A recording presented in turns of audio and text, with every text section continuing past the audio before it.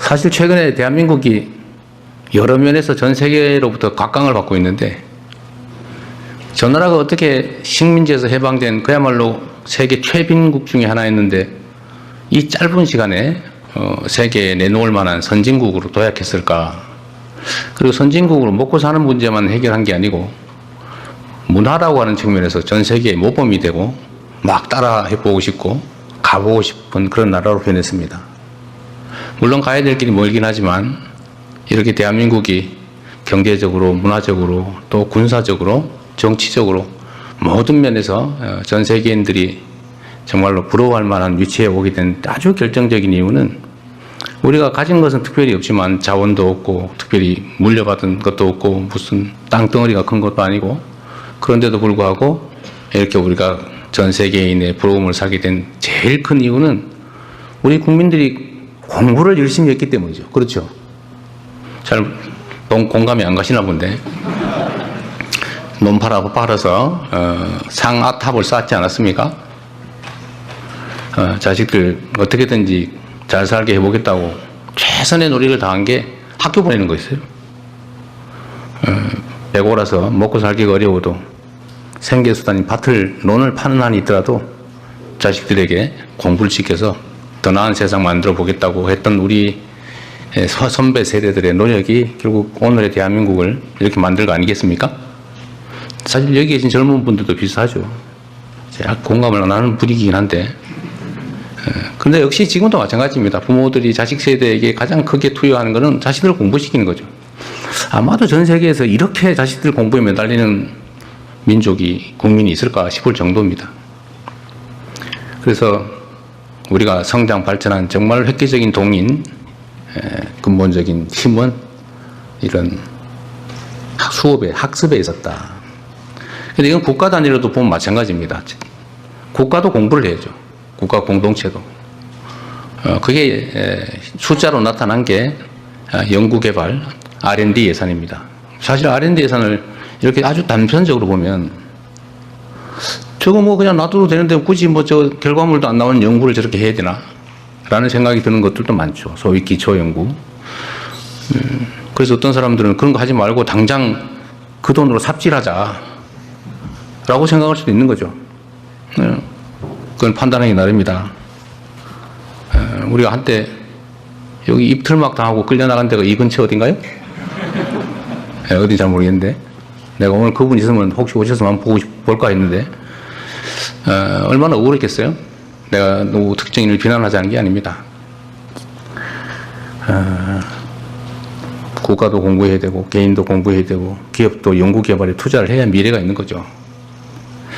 그래서 우리는 대대적으로 원상복구뿐만이 아니라 앞으로는 과학기술 분야의 연구개발에 더 많은 국가 역량을 투여한다라는 방침을 가지고 아마 거의 대부분 상상하지 못할 정도 규모로 R&D 예산액을 늘렸습니다. 그리고 오늘 여러분의 제안도 듣겠지만 우리가 수차례 논의를 통해서 몇 가지 정한 원칙이 있는데, 우리 연구자 여러분들한테 실패할 자유와 권리를 주기로 했어요. 이럴 때 박수도 한번 하는 거예요.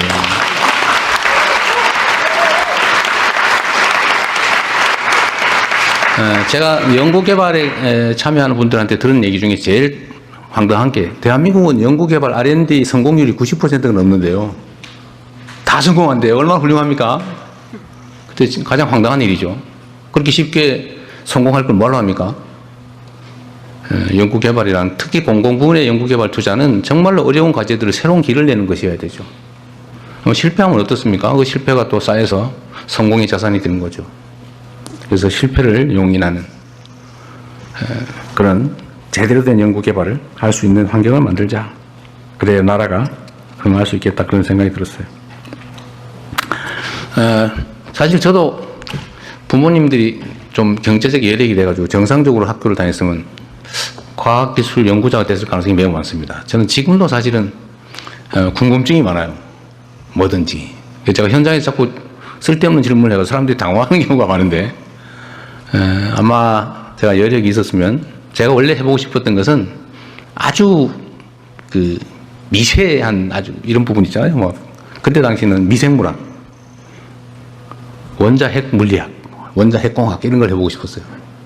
그런데 어쩌다 보니까 도박을 해가지고 이 판에 와서 생 난리를 치는 전쟁터에 들어왔습니다.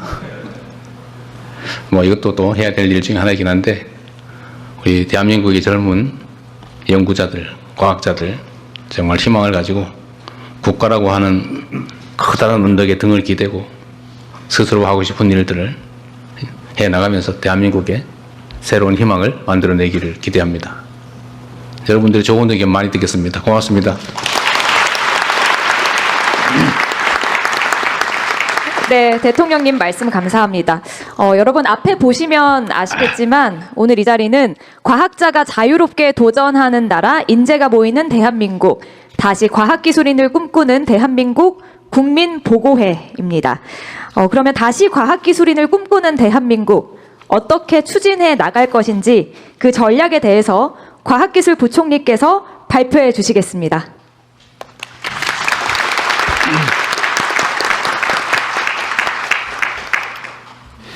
네, 안녕하세요. 부총리 겸 과학기술정보통신부 장관 배경훈입니다. 방금 대통령님께서 과학기술 중요시 여기는 나라는 흥했고 아니면 망했다. 사실 이 얘기는 저는 굉장히 자주 듣습니다. 국무회의 때도 늘 과학기술에 대한 어떤 그 중요성에 대해서 강조하시고, 부총리 조직으로서 특히 이제 그 과학기술 법원부처 그리고 우리나라가 과학기술 강국이 되고 실질적인 잠재 성장률, 경제 성장률을 높여 나가야 된다는 강조를 매주 하십니다. 그래서 부담도 되는데, 아무튼 우리 모두가 여기 계신 분들이 오늘 대통령님 하신 말씀이 진짜 진심으로 저는 하셨다라고 전달을 드리고 싶습니다. 그래서 우리가 이제 그 과학기술 강국을 만들기 위해서 지금 우리가 풀어야 될 첫 번째 숙제, 인재 문제와 우리 연구 환경에 대해서 오늘 말씀드리도록 하겠습니다. 지금 말씀드린 보고서는 단순히 그 과기정통부에서만 준비한 것이 아니라 법무처 그리고 여기 계신 현장에 계신 연구자분들과 많은 소통을 통해서 만들어진 자료입니다. 네, 첫 번째 페이지, 다음 페이지부터 말씀드리겠습니다. 지금 세계는 미국, 중국 중심으로 기술 패권 경쟁이 격화되고 있습니다. 반면 우리나라 잠재 성장률 둔화되고 있고 과학기술 혁신을 통한 기술 주도 성장이 무엇보다 중요한 시점에 와 있습니다. 그런데 기술 주도 성장을 만들어내는 이 시점에 방금 말씀드린 대로 우리는 이 성장을 견인할 이공계 핵심 인재가 부족한 현실에 시달리고 있습니다. 다행히도 얼마 전 그 과기원 지원자 수가 16.1%로 크게 늘었다는 반가운 소식이 있었습니다. 새로운 희망이라고 할 수 있겠습니다. 지금이야말로 대한민국이 다시 과학기술인을 꿈꾸도록 역량을 직결할 골든타임이라고 생각합니다. 미래 세대가 계속해서 과학기술인을 꿈꾸고 혁신을 이끌어가기 위한 해법은 무엇인지 정부의 국정 원칙인 경청과 통합에 따라서 다양한 방법으로 여기 계신 목소리뿐만 아니라 현장에 계신 많은 연구자들의 목소리를 청취했습니다. 여러 의견도 주셨습니다. 이공계의 일자리 확보, 연구의 자율성 증진, 행정의 간소화가 필요하다. 이런 다양한 의견을 주셨습니다. 다음 페이지입니다.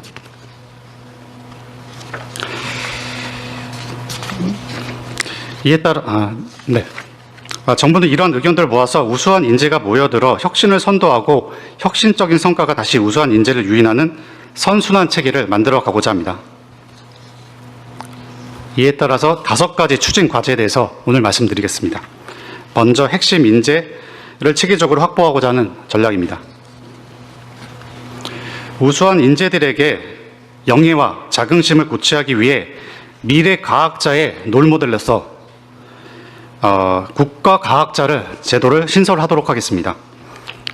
초등 단계부터 수학, 과학 교육을 강화하고 우수 이공계 학생들 그리고 신진 연구자들이 국가과학자로 성장하도록 지원할 것이며 향후 5년 동안 매년 20명씩 100명의 국가과학자를 선발해서 국가 리더로 활약할 수 있도록 돕겠습니다. AI를 이해하고 활용할 수 있는 과학기술과 AI의 양손잡이 인재도 육성하겠습니다. 지역의 AI 과학영재학교와 과기원 간 연계를 통해서 학위 패스트트랙을 확대하고 과기원이 지역의 AX 인재 양성과 산업 혁신을 이끌어 가도록 하겠습니다. 해외 우수 인재도 적극적으로 유치하도록 하겠습니다. AI 등 첨단 과학기술 분야에서 탑티어 인재 유치를 위한 비자 제도를 확대하고 맞춤형 지원을 제공하도록 하겠습니다. 외국인 유학생들이 국내에 취업하고 정착할 수 있도록 유학생 비자 기존의 2년에서 3년으로 연장하고 영주 기아 패스트트랙도 기존에 6년 걸리던 일을 3년으로 단축하겠습니다. 두 번째, 이공계 인재들이 안정적으로 성장할 수 있는 매력적인 생태계를 만들도록 하겠습니다. 이공계 학생들이 연구와 학업을 안정적으로 이어갈 수 있도록 하고 전문 연구원의 경우 AI 등 첨단 과학기술 분야 대학원생들이 전문 연구 요원으로 우선 배정될 수 있도록 하겠으며 대학원 장학금 수혜율을 30년까지 기존의 1.3%에서 10%까지 늘리도록 하겠습니다. 또한 청년 연구자와 신진 연구자들이 활동할 수 있는 공간, 즉 양질의 일자리 창출을 위해 첨단 분야 교원과 출연연 연구직 등의 일자리를 늘리고 민간의 딥테크 창업 지원을 강화할 뿐만 아니라 외국인의 창업 기회도 확대하여 민간 일자리 창출을 촉진하도록 하겠습니다. 그리고 기초 연구를 1.5만 개 수준으로 확대하고 연구비를 안정적으로 지원하며 역량 있는 연구자들을 정년과 관계없이 지속적으로 연구할 수 있는 기회를 제공할 수 있도록 하겠습니다. 아울러 연구자들의 겸직과 연구년을 활성화하기 위해 이공계 지원, 특별법 등 관련 법령을 개정하고 기업 연구자들을 위한 기금 조성도 내년도에 1,000억 원 수준에서 10년간 1조 원 수준으로 조성하도록 하겠습니다. 세 번째, 연구자는 다른 걱정 없이 연구에만 전념할 수 있도록 하겠습니다. 그동안 연구자들이 많은 불만 중에 하나가 과도한 행정 부담이었습니다. 다들 영수증 붙이고 제출하고 이런 데 고생도 많이 하셨는데 수시로 쓰는 연구비 사용에 있어서 불편함이 없도록 직접비는 10% 이내에서 자율적으로 사용하실 수 있고 간접비는 직접비, 인건비 중복 사용이나 간접비 총액 10% 초과 성과급 지급 등 좀 안 되는 몇 가지 항목을 제외하고 다 허용을 해드리겠습니다. 네거티브 규제 방식으로 전환해서 좀 더 행정의 편리성을 도모하도록 하겠습니다. 대신에 부정 사용 시 최대 10배까지 제재 부과금을 부과하도록 하겠습니다. 아울러 그동안에 이제 과제 제출할 때마다 거의 460여 종에 달하는 행정 서식들 이런 서류들을 제출하셨는데요. 연구자가 하나의 창구에서 행정을 처리할 수 있도록 간소화하겠습니다. 또한 연구자는 하면 연구하시는 분들은 박수도 쳐주고 그래야 되는데 별로 연구 안 하시는 분 같아요, 전부 다. 네, 감사합니다. 네. 여기 키스 부원장님은 영수증 안 붙여보셨죠? 네. 감동했다. 고맙습니다. 네, 더 말씀드리겠습니다. 연구자는 오직 연구에 몰입할 수 있도록 연구시별로 부담하던 행정과 장비 관리 업무는 블록 펀딩 지원을 통해서 연구기관이 스텝 사이언티스트를 채용해서 연구자가 가감히 도전할 수 있는 환경 만들겠습니다. 최고의 성과를 창출하는 혁신적인 관리 방식을 도입하기 위해 기술 환경 변화에 유연하게 대응할 수 있도록 하고 무빙 타겟 방식을 적용하겠습니다. 분야별로 최고의 민간 전문가들에게 정권을 부여하고 민간 매칭 펀드 비율 완화로 민간 기업의 적극적인 동참으로 시너지를 높이겠습니다. 또한 연구자들이 앞서 대통령께서 말씀하신 대로 과감한 도전을 장려하기 위해 쉬운 연구를 조장하는 평가 등급제는 폐지하겠습니다. 목표 달성 여부가 아닌 혁신성을 평가하고 의미 있는 실패의 가치도 인정하겠습니다. 오늘 대통령님 말씀 들으셨죠? 네.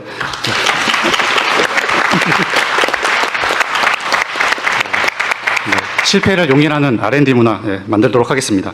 이를 뒷받침하도록 평가위원 전문성과 책임성 높이기 위해 우수평가위원을 확보하고 평가위원 실명제 등도 확대하도록 하겠습니다. 마지막입니다. 연구비가 필요한 곳에 제대로 쓰여질 수 있도록 기반을 만들겠습니다. 안정적이고 효율적인 R&D 투자 실현을 위해서 변동 가능성이 컸던 R&D 예산은 매년 정부 총 지출 대비 5% 수준으로 유지하고 AI 등 전략 기술 분야의 대형 산업은 기존 4년이 걸리던 연구 착수 시간을 2년까지 단축하고 예산이 적시적소에 효과적으로 배분될 수 있도록 R&D 투자 AI 시스템도 도입하겠습니다. 혁신이 또 다른 혁신으로 이어질 수 있도록 더 많은 연구 데이터들이 축적되고 공유되어 더 혁신적인 다음 연구로 이어지는 체계를 구축하고 지방정부가 스스로 기획하고 집행하는 지역 자율 R&D 체계의 도입으로 지역 균형 발전을 선도하도록 하겠습니다. 또한 지역 거점 대학이 과기원 수준의 역량을 갖추는데 총력을 다해 지원하도록 하겠습니다. 이상의 5가지 중점 과제를 토대로 역대 최대 규모인 R&D 예산 35조 원을 제대로 사용해서 다시 과학인을 꿈꾸는 과학기술 강국 대한민국을 만들어 가겠습니다. 감사합니다.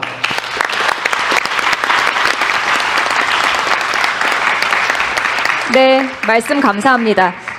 그러면 이제 참석해주신 여러분의 의견 들어볼 텐데요. 먼저 안내 말씀드리면, 시간 제약상 모든 분들의 의견을 듣기 어려워서 들어오실 때 보셨겠지만 저희가 국민 사서함 만들었습니다.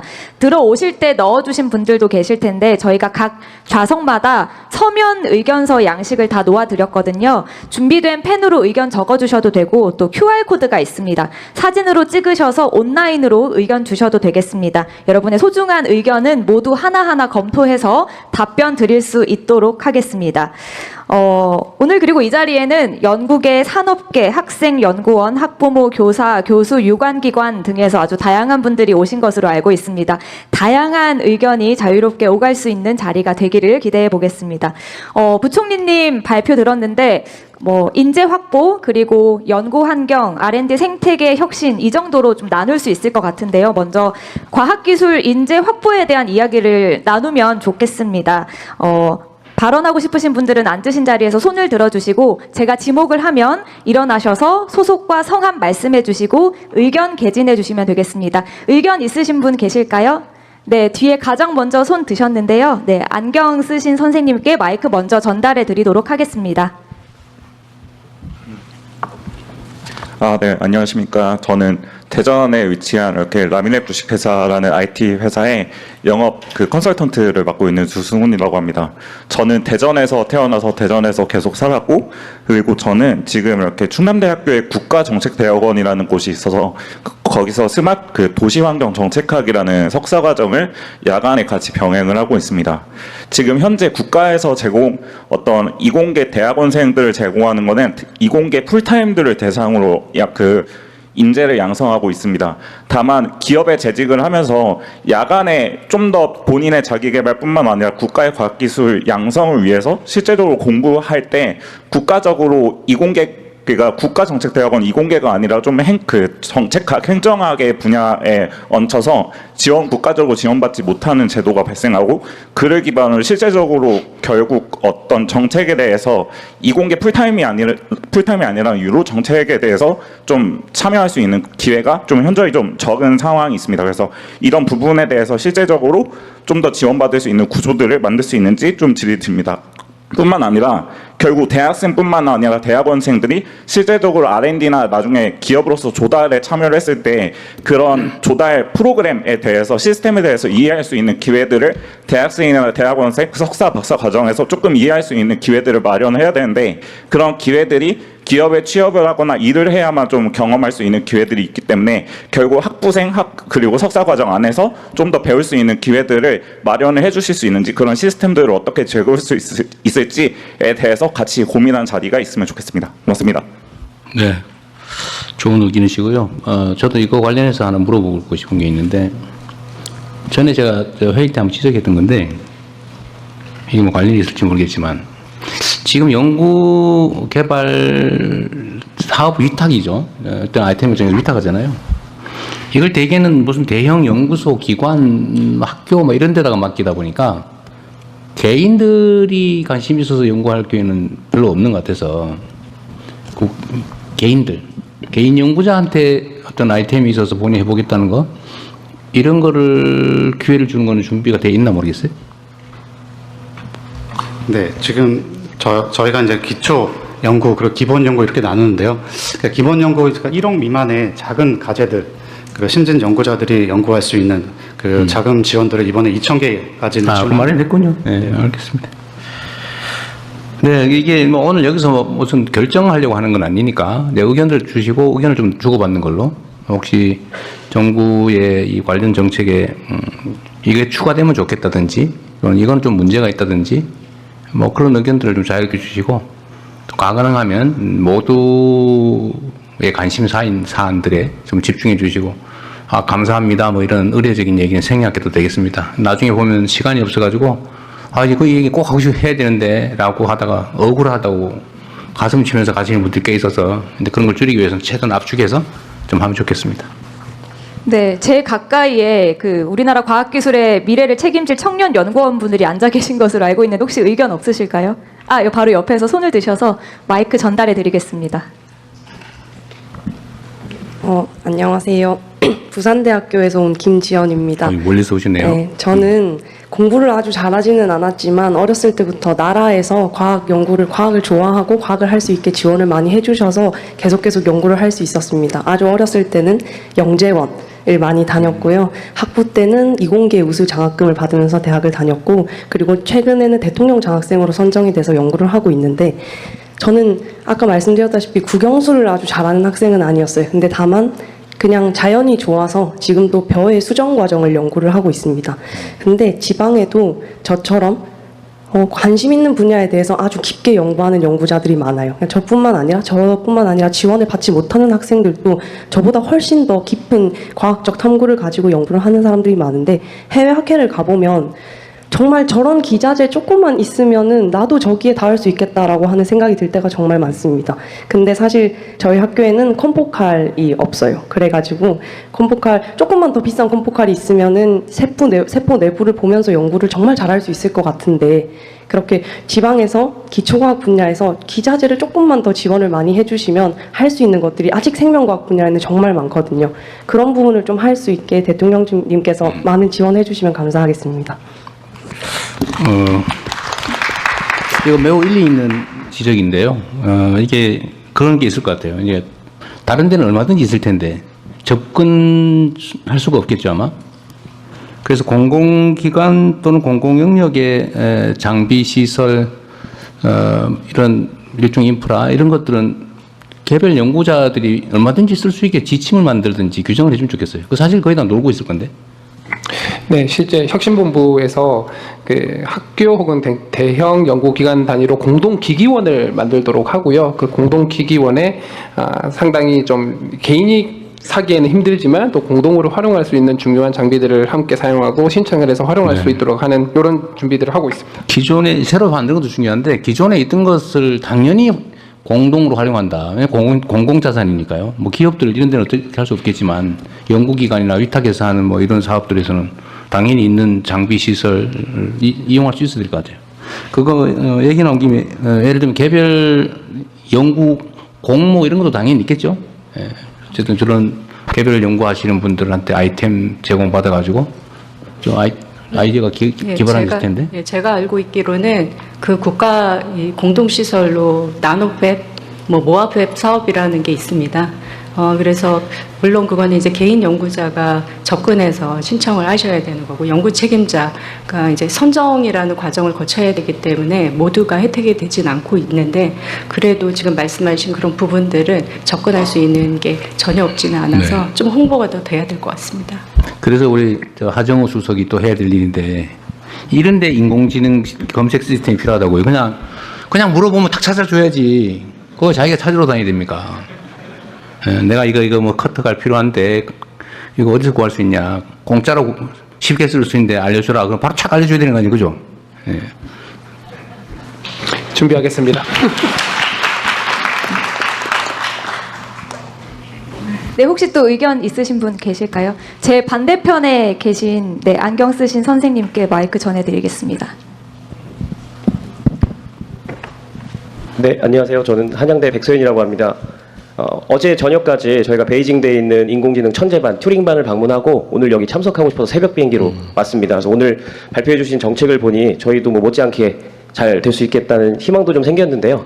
특히 이제 국가과학자 제도가 좀 굉장히 인상 깊었습니다. 그런데 그 구성의 내용을 제가 정확히 파악할 수는 없지만 한 가지 좀 드리고 싶은 말씀은 그 국가과학자 안에 청년과학자의 비중을 좀 늘려주셨으면 어떨까라는 생각이 있습니다. 그래서 국가과학자 안에 청년과학자를 많이 선정을 해주시면 사실 저희 지금 여기 있는 세계에서 가장 똑똑하고 잠재력 풍부한 우리 인재들이 30년 뒤에 어떤 기대감보다는 당장 5년 뒤에 나도 저렇게 될 수 있다라고 생각을 해서 더 빨리 저희 과학계에 들어올 수 있을 것 같다라는 생각을 했습니다. 네, 이상입니다.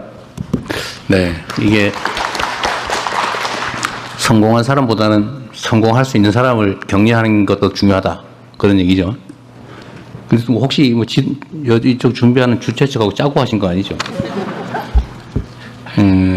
이 하정우 수석이 전에 국가과학자 제도를 만들었는데 이게 주로는 성공한 원로들 이런 사람을 예우하고 또 계속 연구 활동하게 하기 위해서 하자고 기한을 했는데 이게 지금 젊은 박사급 연구자들도 가능성이 있으면 지원을 좀 해주자. 명예도 주고 지원도 해주고 그러자는 얘기를 대통령이 약속을 해라. 지금 저한테 지금 미리 줬어요. 또 짜고 했나 했더니 그건 아니군요. 일리 있는 지적인 것 같아요. 요거는 말씀하신 것처럼 젊은 과학자들도 예산 지원 받아가면서 평생 좀 국가과학자라는 어쨌든 명예도 받고 책임감 있게 국가를 위해서 공동체를 위해서 연구에 평생 전념할 수 있게 해주는 거 중요할 것 같습니다. 그러다가 뭐 이 사람이 좀 이상하게 변해가지고 이상하다 그러면 탈락시키면 되니까. 그 시스템을 하나 만드시고요. 좀 확대해 보기로 하시죠. 네, 준비하겠습니다. 이미 성공한 사람에 더하기 우수한 젊은 인재들도 기회를 주는 걸로. 대신에 이걸 좀 하면 좋겠어요. 민주적으로 공정하게 선정될 수 있는 시스템을 꼭 만들자. 이거 저는 국가 정책을 설계할 때 언제나 그런 걱정이 들어요. 좋은 취지로 뭘 해놓으면 꼭 이상한 데 악용하는 사람들이 있어요. 이거는 일상적으로 있는 것이어서 그 방어는 해야 되는데 그것 때문에 또 안 해버리는 경우도 있어요. 그럴 건 아니다. 제가 맨날 얘기하지만 장을 담그고 구더기는 철저히 막자. 이런 입장이고요. 그래서 내가 하나 더 우리 과기부 부총리 말짜신 것 중에 우리가 이제 연구비 사용에 대해서 자꾸 행정적 통제를 안 하는 방향으로 바꾸잖아요. 근데 뭐 얼마까지는 쓰고 그냥 썼음 이렇게만 써라. 영수증 이런 거 필요 없고. 그럼 또 이걸 또 악용하는 사람도 있어요. 또 네거티브 제도로 하면 요거 말고는 다 써도 된다 이렇게 하면 뭐 조작을 하거나 이런 경우가 있을 수 있잖아요. 근데 이게 이제 국민들 입장에서는 그 부정한 사례가 많지 않은데 보통은 저는 그런 믿음이 있거든요. 우리 국민들께서 예를 들면 뭐 공직사회가 썩었다 부패했다 해도 제가 보기로는 거의 대부분은 정말 열심히 성실하게 부정부패하지 않고 일 잘해요. 근데 그중에 꼭 소수가 있어요. 이걸 악용하는. 그 연못에 물 흐리는 미꾸라지들처럼 다들 정말 자기 역할 잘하는데 이런 소수가 있습니다. 그래서 이 소수를 어떻게 처리할 거냐. 그 소수 때문에 할 일을 안 하는 건 말이 안 되죠. 그런데 행정 편의적으로 생각하면 아예 그런 부정이 생길 소지를 막는다고 아예 안 해버려요. 그러면 사회 발전이 가로막히겠죠. 그래서 저는 좀 방향을 바꾸자 우리가. 대다수를 믿고 최대한 허용하되 이걸 악용해가지고 장난쳐서 전체 물을 흐리는 것에 대해서는 아주 제재를 세게 하자. 어떠세요? 그래서 연구비 사용에 대해서 재량도 늘리고 예를 들면 통제도 좀 완화하는데 하여튼 그런데 만약에 문제가 돼서 걸리면 우리 요즘 열차 표검사 옛날처럼 다 안 하잖아요. 다 안 하고 걸리면 20몇 배인가 그러죠? 일단 10배부터 시작하겠습니다. 30배까지. 근데 연구비 부정 사용은 우리가 많이 풀어줄 건데 믿고. 근데 이걸 어겨가지고 물을 흐리는 경우는 10배 약한 것 같아요. 20, 30배. 30배. 네. 프로젝트 전체를 상한으로. 최하 30배. 이렇게 한번 검토 한번 해보시면. 네. 괜찮겠죠? 너무 가혹하다고 욕하지 않을 거죠? 네. 네. 네, 계속해서 의견 듣겠습니다. 네, 근데 우리 기관장은 금지. 네, 어떻게요? 한번 뒤로 가겠습니다. 저기 뒤쪽에 여성분께서 손 높이 드셨거든요. 네, 마이크 전해드리겠습니다. 안녕하세요. 저는 이너시아 김효희 대표라고 합니다. 저는 조금 속물적이지만 현실적인 이야기를 해보려고 하는데요. 저는 과학고등학교를 조기 졸업하고서 카이스트 학석과학을 나오고서 그 다음에 창업을 했습니다. 근데 솔직히 말하면 제가 어릴 때는 뭐가 되고 싶었냐면 의사가 되고 싶었습니다. 그리고 지금 시점에서 뒤를 돌아보면 그때 공부 잘했던 친구들은 의사 혹은 변호사를 하고 있습니다. 저는 되게 이 점이 슬픈 일이라고 생각을 하는데요. 사실 학생들에게 암만 과학자 정말 좋은 거다, 국가과학자를 양성할 거다라고 말해봤자 학생들은 어떻게 해야지 돈 많이 벌지를 생각하면서 학교를 다닐 수밖에 없습니다. 그래서 요즘은 감사하게도 SK 하이닉스가 연봉을 많이 주면서 친구들이 반도체 분야로 엄청나게 몰리고 공부를 열심히 합니다. 그러니까 저는 결국 이 인재 양성을 잘하려면은 과학자들이 돈을 잘 버는 세상이 되어야 되고 단순히 연봉을 높여야 한다가 아니라 그 과학자들이 나중에 되게 잘 되는 세상을 만들려면 산업계가 부흥해야 한다고 생각을 합니다. 그럼 어떻게 산업계가 부흥하냐? 과학자들이 자기들이 연구한 걸 가지고 창업하려 할 때 혹은 연구 과제를 할 때 결국 그 말씀하신 실패할 용기를 주시는 게 굉장히 중요한데요. 그래서 저는 본인들이 연구했던 그 주제를 가지고 혹은 본인들이 공대생으로서 창업을 할 때에 그런 면에서 인센티브나 아니면 실패할 용기를 조금 더 부여해 주시는 것이 실질적인 도움이 될 것 같습니다. 그렇게 해서 성공한 기업들이 공대 출신 기업들이 많아지면 저 선배처럼 될 수 있네 라는 생각을 가지고 어린 학생들도 현실적인 고민을 가지고 이공계에 남아있을 거라는 생각이 듭니다. 말씀 들어주셔서 감사합니다. 정말로 훌륭한 지적을 하신 것 같습니다. 요새 SK가 월급을 많이 주는 모양이군요. 훌륭한 기업인 것 같아요. 근데 이것도 진짜 요즘 기업 문화가 많이 바뀌긴 바뀌었어요. 제가 여러 논란이 있는데 보니까 그 노동자들의 노동을 착취해가지고 이제 월급 떼어먹고 뭐 그런 데 있더라고요. 최근에 문제되는 데가. 줘야 될 돈 안 주고 떼어먹으려고 그러고 막 가혹하게 노동 조건 만들어서 사람들 죽고 다치고 막 이렇게 해서 거기서 이익을 보는 이 기업. 아니, 그리고 반대로 첨단 과학 기술에 투자해서 정말 국제 경쟁력을 기술로 실력으로 결판을 내면서 이렇게 수익을 나누는 그런 기업들로 이렇게 크게 나눌 수가 있는데 제가 보기엔 대한민국도 그렇고 앞으로 전 세계가 그러겠지만 이제 노동자들 그 쥐어짜고 착취해가지고 거기서 돈 벌겠다 이런 생각하는 건 성공하기 어렵습니다. 뭐 잠깐 성공할지 모르겠지만. 그래서 정말로 성과에 대해서 충분히 보상하고 정말 새로운 첨단 기술 개발해가지고 무슨 뭐 HBM 이런 거 하나 개발해가지고 대량으로 팔면 엄청나게 남는데 거기 기여한 과학자들, 연구자들 충분히 보상해주면 또 다른 아이템 생기고 이렇게 되지 않겠어요? 우리 사회 전체 분위기도 좀 그렇게 바뀌어야 될 것 같고요. 우리 가기부 장관님. 우리가 이제 그 기업 지원 사업 중에서도 이제 실패자 펀드 이런 걸 만들기로 했잖아요. 네. 저희가 창업이나 이런 거 할 때 지원을 하지 않습니까? 지원을 했는데 실패했다 그러면 우리나라는 기본적으로 이제 신용불량 돼가지고 다시는 못 일어나게 돼 있거든요. 거의 대부분. 그래서 이렇게 하면 안 된다. 진짜 실패가 자산이다. 많이 실패한 사람이 훨씬 성공할 가능성이 높거든요. 경험이 쌓이기 때문에. 그래서 실패자들에 대해서도 우리가 뭐 금융제도나 이런 데서는 다시 재기가 어렵게 되긴 하지만 그런 것도 많이 완화할 거고 펀드 지원도 실패자들을 우대하는 그 펀드도 만들고 하는데 요 과학 연구 분야에서도 아까 우리가 말은 했지만 실패한 사람에 대해서 차별하지 않겠다 수준까지 겨우 얘기한 것 같아요. 실패자들을 좀 우대해주는 인센티브를 주는 것도 한번 연구해 보시면 어때요? 네. 아니, 선의를 가지고 열심히 했는데 연구가 실패할 수 있잖아요. 그런데 사고 쳐가지고 그런 거 빼고 열심히 했는데 실패했다. 오히려 저는 그런데 기회를 더 줘야 되지 않을까 그런 생각이 드는데 똑같이 기회를 주겠다도 중요한데 그보다는 아예 특정 섹터를 하나 만들든지 해가지고 기회를 별도로 추가로 주는 걸로 네. 검토해 보십시오. 한 가지 좀 제가 예시를 좀 들어보면 카이스트의 오준호 교수님이라고 있었는데 이분이 당시에 일본에서 2003년 4년 요때 이제 일본이 굉장히 로봇을 휴머노이드 로봇 이런 쪽으로 많이 치고 나갔을 때 아무도 안 된다고 할 때 그 레인보우 로보틱스라는 회사를 만들어서 결국에는 뭐 많은 어떤 그 부정적인 의견들이 많았지만은 끝까지 도전을 하셔서 거의 3조, 4조 원에 달하는 기업 가치를 만들고 엑시트를 하셨습니다. 이런 사례들이 많이 만들어져야지 우리 학생들이 어떤 그 이공계에 도전을 하고 공부를 하고 도전하는 이런 문화가 만들어질 것 같습니다. 그런 측면에서 대통령이 말씀하신 실패자들을 위한 어떤 여러 가지 좀 어떤 위한 펀드 또 그리고 어떤 동기부여 이런 것들을 할 수 있게 저희가 좀 고민을 어차피 우리 R&D 관련 예산을 우리가 35조 원을 넘게 옛날에 비하면 7, 8조 원 이상 더 늘린 거잖아요. 그 중에 일부를 아니 그런 부분 좀 특화해서 연구를 그냥 포괄적으로 주면 되잖아요. 과제를 너무 정하지 말고 포괄적으로 그런 거 자유롭게 내봐라.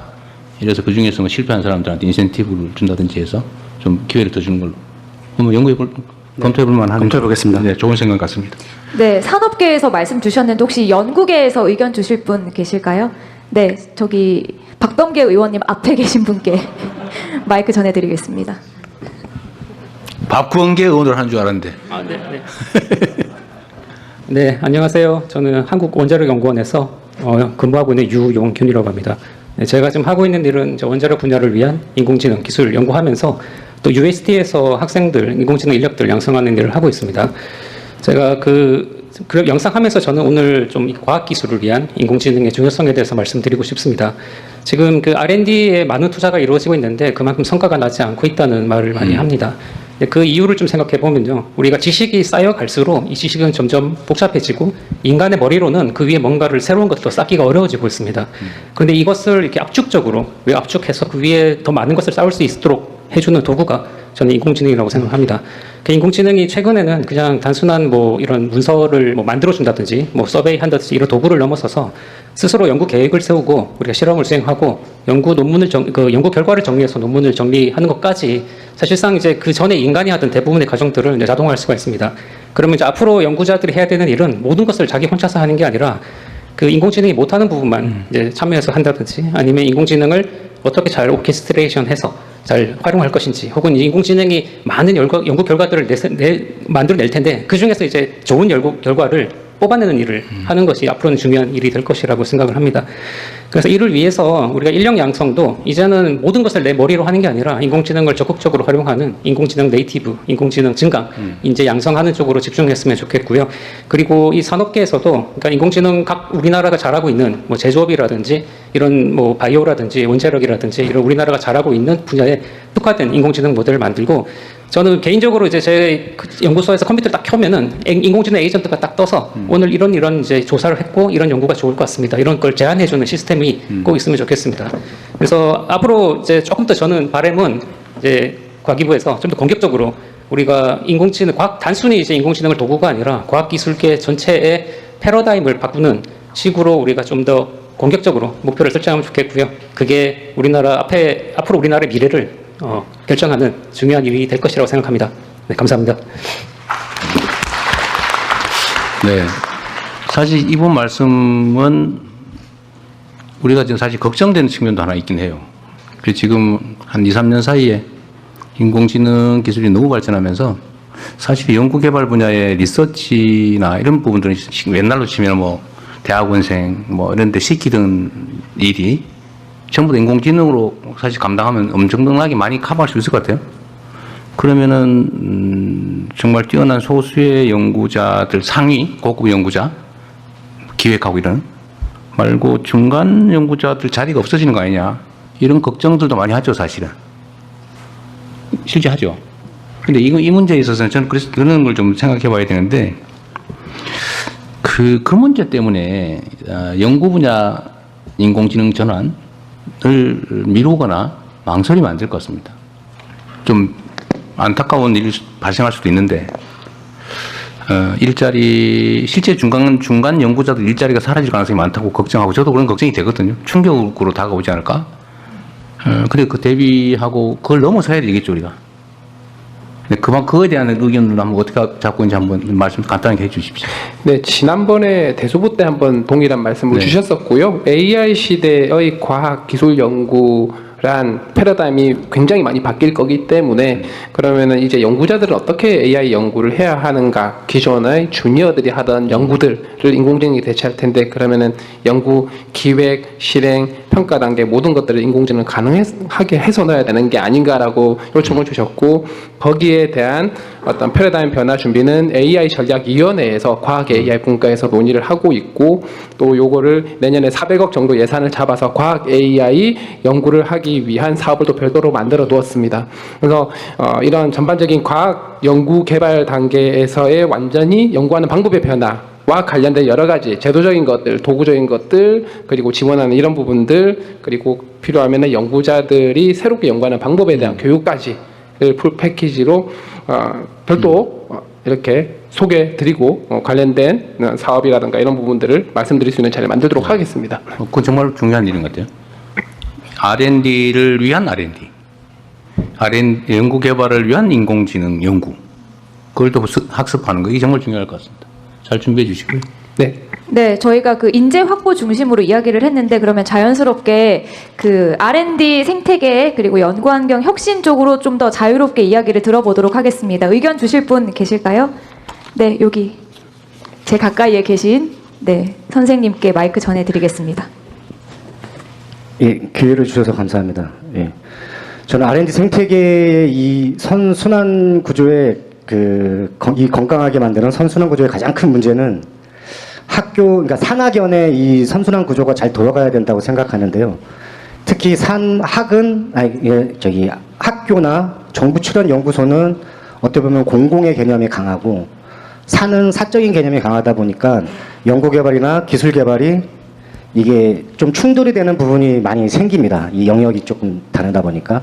그래서 이 산학연 구조가 건강한 선순환 구조가 되기 위해서는 기업에 있는 연구자들이 학교나 정부 출연원에 겸직이 가능해지는 이런 시스템이 만들어지면은 요 산학연에 대한 건강한 네트워크 시스템 이런 게 잘 돌아가지 않을까라고 생각이 돼서 이런 기업 연구자들의 이런 학교나 정부 출연연에 연결이 될 수 있는 연계가 될 수 있는 이런 겸직이 가능한 이런 시스템이 좀 구축이 되면은 건강한 생태계가 형성되지 않나라는 의견을 드리고 싶습니다.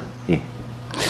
제가 얼핏 떠올랐는데 연구기관 학교에 산 쪽이 예를 들면 참여하는 거, 예를 들면 회사의 기술 담당 전무가 어디 대덕 연구원 어디에 그 연구에 참여한다, 이거 괜찮을 것 같아요, 그죠? 근데 반대로 국가 연구기관의 주요 연구자가 아까 얘기한 SK 하이닉스의 개발팀 팀장을 겸하는 거, 요거는 또 약간 그럴 것 같아요, 그죠? 그러니까 이게 양면이 있는 것 같습니다. 한번 이건 연구를 한번 해보시고 이게 복잡한 얘기일 것 같긴 해요. 네. 부작용이 저한테 다시 한번 얘기하면 어쨌든 산 쪽이 학연 쪽으로 이렇게 겸하고 역할을 같이 나누는 게 좋은 것 같은데 여기 반대로 국가의 지원을 받아가지고 공적 연구를 하는 사람이 개인 돈벌이 하는 기업체에 이렇게 하는 그런 문제가 있을 수 있잖아요, 그죠?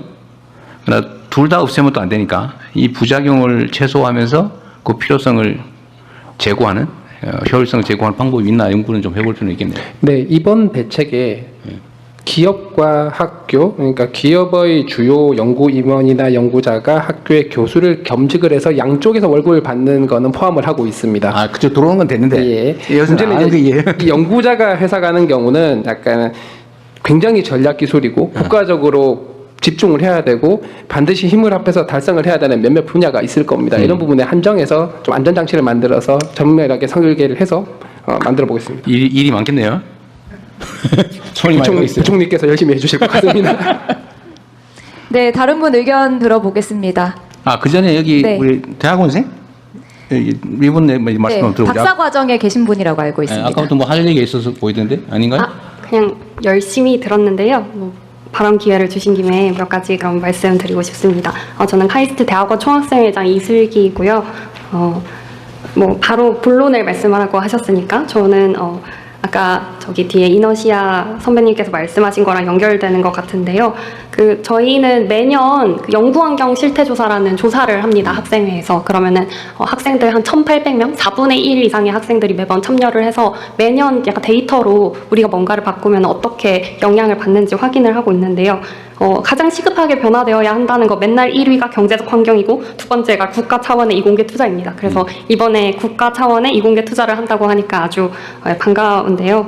거기 관련해서 카이스트 학생들이나 일반 이공계 학생들은 인건비의 거의 대다수가 연구개발비의 학생 인건비에서 나오지 않습니까? 카이스트의 경우에도 80%에서 90%인데 이렇기 때문에 이제 연구개발 과제가 뭔가가 이제 기준이 바뀌거나 사용 방법이 바뀌면은 학생들의 약간 생계에 바로 영향이 오는 구조로 돼 있습니다. 그래서 이번에 PBS도 카이스트 폐지를 한다고 들은 것 같은데 그 전환기에서 학생들이 최대한 충격이 좀 적을 수 있도록 해주시면 좋겠고요. 그리고 학생들의 그런 기본적인 인건비를 보장해 주실 때 물가 상승률에 뭔가 함께 가는 연동 지표를 만든다든지 약간 좀 저희가 매번 여러 선생님들 다 쫓아다니면서 어떻게 해보지 있지 않아도 좀 어느 정도 보장이 되는 방식을 좀 찾아볼 수 없을까. 어느 정도 이제 연구 개발비와 학생의 안전한 생활을 좀 분리해서 재원을 좀 마련을 할 수 없을까 그런 고민이 듭니다. 네. 네. 사실 오늘 과교부 장관께서 이 발표한 내용도 이렇게 수없이 많은 현장과의 토론 논의를 통해서 발췌한 내용들이에요. 앞으로도 대화를 좀 최대한 많이 하고 제가 각 부처의 이해관계 집단, 전문가 집단하고 계속 토의를 좀 해라 뭐든지라고 지시를 하고 있는데 어쨌든 여기는 과학기술계 토론도 꽤 많이 했던 것 같고 그중에 혹시 누락된 게 있는지 끊임없이 토론하시고 이 학생회에서도 제시해가지고 저 하정우 수석한테 말씀하시든지 아니면 과기부에 얘기하든지 하세요. 다 통로가 다 열려 있으니까요. 통로를 열어주시면 저희가 정말 할 많은 제안을 하고 싶습니다. 제가 정부 공직자들 보면은 막 아이디어를 짜내려고 막 인상을 쓰면서 막 이러고 있거든요. 그래서 제가 그러지 말고 가서 물어봐라. 그냥 그 이해관계 있는 사람들한테 물어보면 그 사람들이 다 얘기해 줄 텐데 그걸 뭘 며칠서 그냥 모여가지고 머리를 짜고 있습니까? 이게 사람이 한계가 있어가지고요. 자기가 처한 상황에서 생각할 수 있는 게 한계가 있거든요. 행정 서비스는 쳐다보고 있는 이 국민 대중이 원하는 걸 해주는 건데 그거다 물어보면 될 거를 굳이 안 물어보고 책상에 모여가지고 막 고민하고 있어요. 근데 우리 과기부는 안 그러죠? 현장 목소리를 너무 많이 듣다 보니까 오히려 헷갈려요? 카이스트 한국과학기술 같은 경우는 사실은 상대적으로 지원이 많이 그렇죠. 하고 있습니다. 대학원생들이나 이제 스타이펜드도 그렇고 사실은 많은 지방에 있는 학교들이 이런 뭐 장학금이나 여러 가지 대학원생들 지원하는 이런 그 비중이 굉장히 좀 상대적으로 좀 낮은 편입니다. 그래서 지금 교육부랑 저희가 논의하고 있는 것이 일반 대학들도 가기원 정도 수준의 지원이 될 수 있도록 기존의 이제 가기원 제도를 일반 대학원에 전파하는 이런 노력들을 같이 논의를 좀 하고 있습니다. 그래서 지금 물론 4대 가기원도 부족한 부분들, 뭐 장학금들, 뭐 여러 가지 뭐 연구생활비들 지원하는 것들 아까 발표드린 대로 늘려 나가는 부분 포함해서 네. 균형 발전이 될 수 있게 종합적으로 잘 검토하도록 하겠습니다. 네. 그 우리 이슬기 총학생장님 말씀 속에서도 들어있는데 현실적으로 학생들이나 이 중간 연구 참여자들 그 인공지능으로 소위 리서치나 연구 보전하기 대체되는 것에 대한 두려움이 있죠. 네, 많이 있습니다. 그래서 이번에 학생들끼리 TF도 꾸려서 이런 이야기도 좀 설문도 받아보자고 하고 있고요. 극복책은 뭐예요? 토의해본 결과 거기에 대한 뭐 어떻게 해결하자는 거에 대한 얘기도 해봤을 거 아니에요. 그러니까 그중에 공감 가는 거 있으면 한번 얘기해 보세요. 그거를 논의장 자체가 없다는 게 일단 가장 큰 문제였습니다. 일단 학생들도 모이고 이제 교수님들도 모여야 되고요. 각 분야마다 사용하는 방식도 전혀 다르고 그래서 일단은 우리가 어디까지 AI를 쓸 거냐, 뭐 연구, 뭐 리터러처 리뷰까지는 AI로 그냥 돌려도 되지 않냐 하는 학생이 있고요. 그게 연구자의 기본인데 그걸 하면 어떡하냐 이런 학생들부터 다 연결이 되어 있어서 저는 사실 그 각 레벨의 이런 비전이 있으면은 이제 사람들이 신뢰나 어떤 믿음이 가야지 함께 빨리 굴러갈 거 아닙니까? 그걸 할 때 많은 대화 창구를 마련도 해주시고 학교 차원에서도 이걸 좀 체계적으로 정리해서 다시 올릴 수 있게끔 도움을 주시면 좋을 것 같습니다. 저는 그런 생각이 드는데 너무 제가 단순한지는 모르겠지만 전에는 뭐 미적분 뭐 막 계산해가지고 뭐 함수 거치고 막 해서 다 손으로 했잖아요. 연구할 때. 근데 어느 날 이 전자계산기가 나왔잖아요. 네.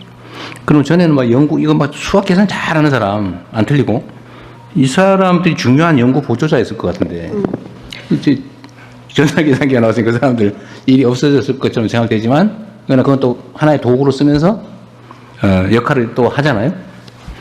그래서 그 연구 분야 인공지능 전환 문제도 시간이 문제지. 결국은 대안이 나올 텐데 누가 조금이라도 빨리 그 발굴하냐에 달려있지 않을까 싶어요.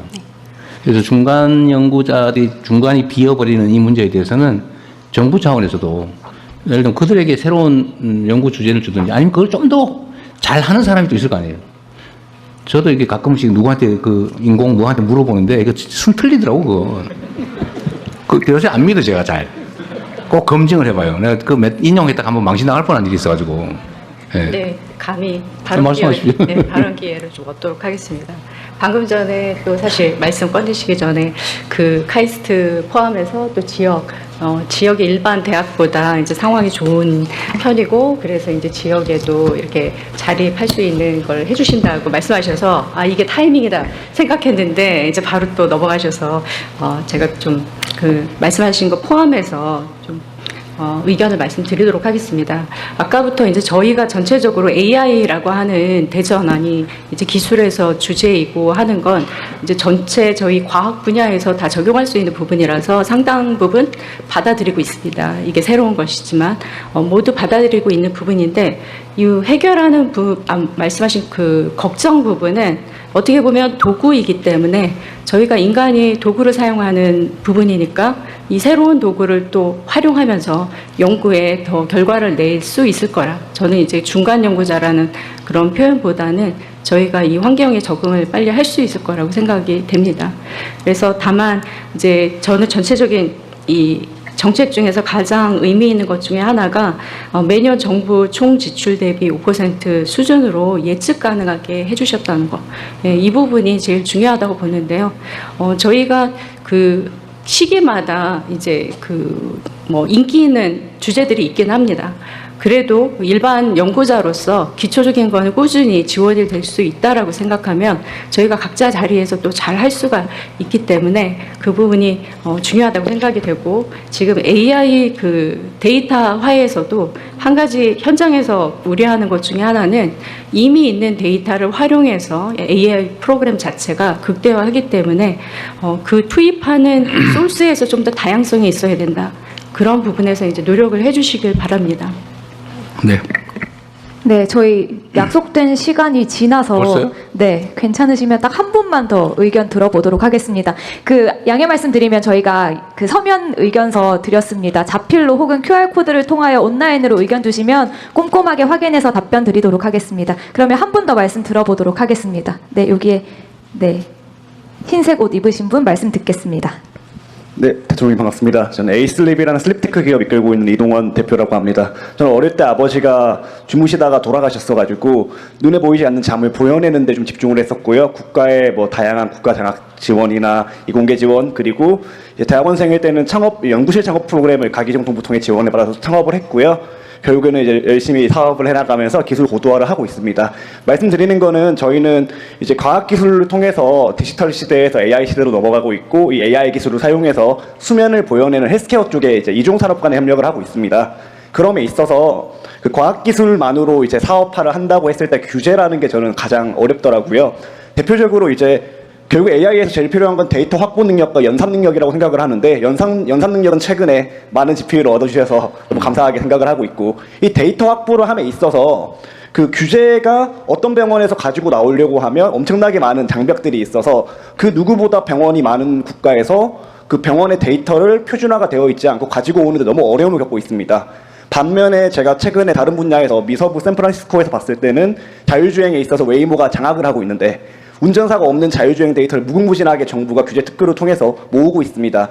그럼에 따라서 결국 범부처 간의 이런 좀 규제, 과학기술이 결국 앞으로의 방향으로 나아감에 있어서 연구부터 사업화까지 규제에 대한 뭐 컨트롤 타워를 어느 부처나 어느 부에서 잡는지 그리고 이런 것들이 문제가 발생했을 때 어디에 문의를 해야 될지 이런 것들 좀 기본적인 질문으로 돌아왔습니다. 그리고 범부처 간의 협력에 어떻게 정부가 컨트롤 타워를 이루는지 좀 답변 주시면 감사하겠습니다.